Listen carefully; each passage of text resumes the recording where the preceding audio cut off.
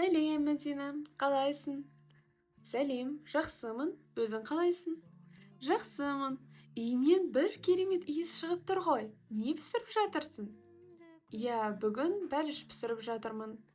Ой, қандай бәліш? Ет қосылған, үйдегі кәдімгі қазақы бәліш қой. Дәмді ғой.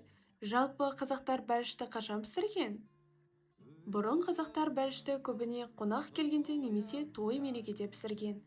Яғни бәліш сыйлы ас қой. Дәл солай. Әсіресе ет салынған бәліш өте құрметті тағам болған. Ішіне не салады? Көбіне ет, пияз, кейде картоп қосады. Барлығы қарапайым, бірақ өте дәмді. Ал қамырын өздері жасаған ба? Әрине, бәрін өздері қолдан жасаған, сондықтан дәмі ерекше болған. Ал қазір бәліштер өзгерді ме? Қазір бәліштің түрі көп. Тәтті бәліштер де бар. Алма, шоколад, ірімшікпен. Мен де көбіне тәтті бәліш жеймін. Қазір адамдар кейде дайын қамыр алады. Уақыт үнемдейді. Дұрыс, бірақ үйде жасалғаны бәрібір дәмдірек сияқты.